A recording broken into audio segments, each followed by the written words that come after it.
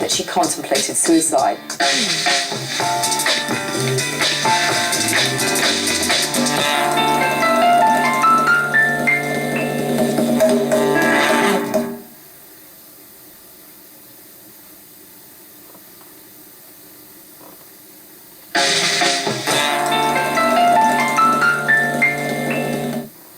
Easily shifting from serious drama to side-splitting comedy, Hallie played the small but enthusiastically received role of sexy secretary named Sharon Stone in the live-action film The Flintstones.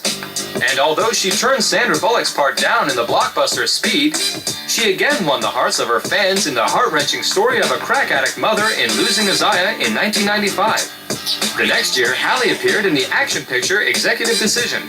As always, she made the most of her role. Always difficult to find roles. So when this came along, even though it's very much an ensemble piece, I felt that what it says is very important. It says that women are strong, we are active, we are a part of the solution. We're not always just taking, the secondary position. And I think for women, this is something they can really be proud of. Unfortunately, Hallie's career took a downturn when her marriage to David Justice hit the rocks. It was an acrimonious divorce with Justice accusing his ex of excessive jealousy.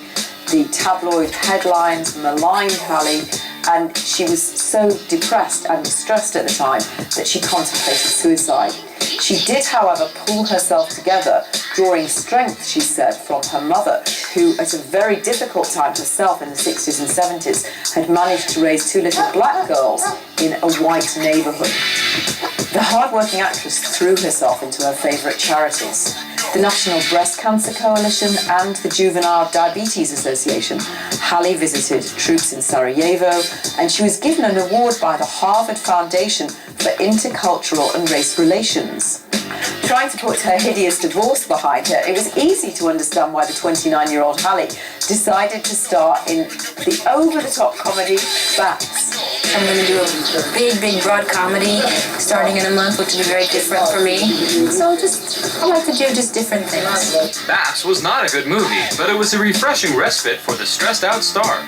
I think it was fun to go to work every day. I never knew what the day would bring. I just knew that if I came feeling free, having an open mind, letting whatever happen naturally happen, that I'd have a good day. And when you do drama, you can't always say that. Sometimes you leave dramas, if you've had a real heavy dramatic scene, you can leave in a funk, in a real bad way, because sometimes the material gets so heavy.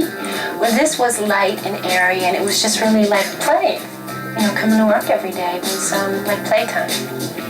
After another couple of clunkers, Hallie had somewhat of a comeback in the hilarious political satire Bulworth.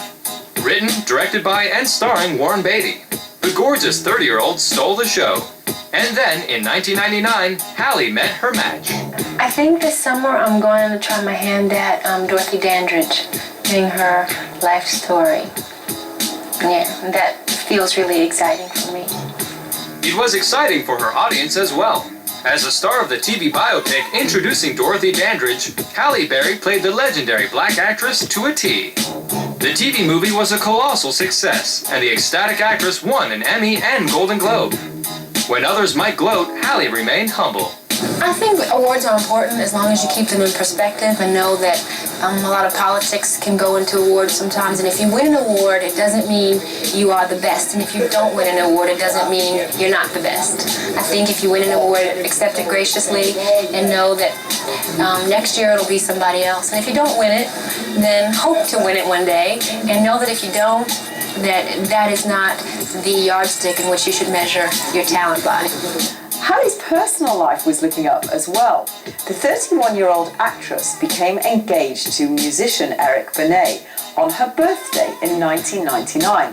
The couple had met at one of his concerts a couple of years earlier, but they'd been dating discreetly because she didn't want to go through the same thing in public.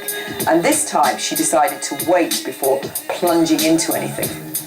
But less than a year later, in February 2000, Hallie was making tabloid headlines again.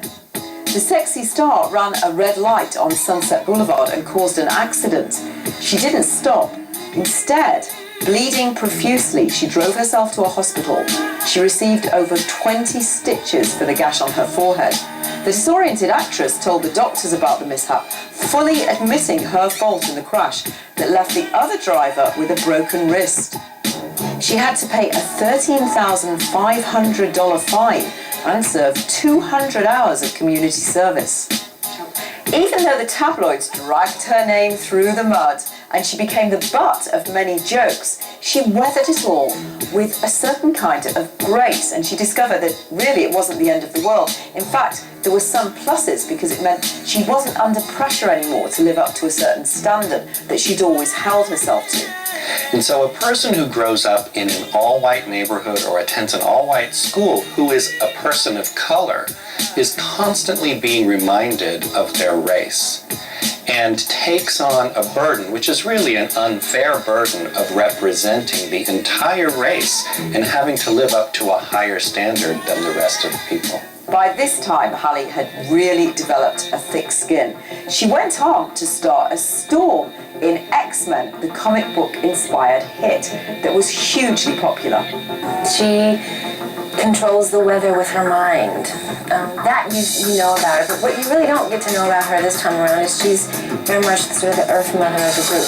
She's very grounded and I think somewhat spiritual, and she's a teacher. She teaches at the school, and it's her mission to sort of help educate, and hopefully through education that will make people more tolerant of the differences of all people, and especially mutants. Knowing how invasive the tabloids are, Hallie and Eric married in a quiet, secret ceremony in Santa Barbara on January the 19th, 2001. There were just a few guests present. And Eric's 9-year-old daughter, India, the little girl's mother, had tragically died when she was just 2 years old. Hallie was thrilled to play the real-life role as a mother when she adopted India. The two were frequently seen around town enjoying each other's company.